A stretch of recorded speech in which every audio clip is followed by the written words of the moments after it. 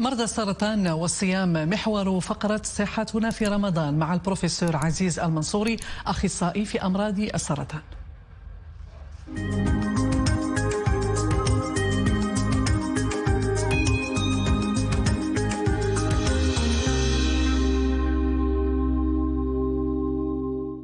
يلاه تيداوي على السرطان في طور العلاج.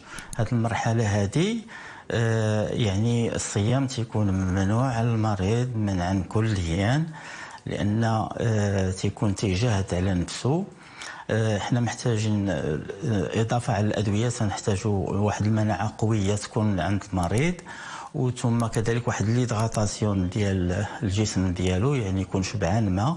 وهذا الشيء ما يمكنش يكون الا كان المريض صائم وعنده الرخصه. الله سبحانه وتعالى تيقول: ومن كان مريضا او على سفر فعده من ايام اخر. دونك راه عنده يعني الرخصه باش يفطر، وإلى صام راه غير تيجاهد على النفس ديالو وتيصعب على راسو العلاج. دونك هذه الفتره ديال ملي تيكون تيداوي بالادويه راه ممنوع عليه الصيام.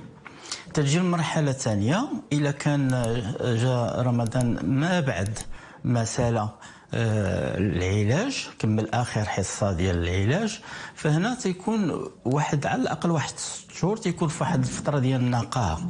الجسم تيستعد فيها القوه ديالو وتيستعد فيها المناعه ديالو، وهذه هي تنزيدوها على المرحله الاولى. يعني من الاحسن انه ما يصومش مع استشاره ديال الطبيب ديالو.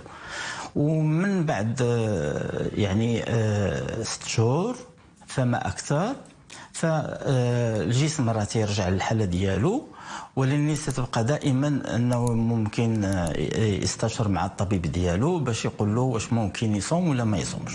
هذا الجزء الاول. ملي تيكون بعاد بزاف على العلاج ديالو، هنا تيولي العكس، ان الصيام تيولي مزيان للمريض، لان تينقص من النسبه ديال الرجوع للمرض. هذه تتولي ايجابيه يعني بالنسبه للمريض، وهذه تكون مفيده بزاف لا الصيام ديال رمضان ولا غير رمضان.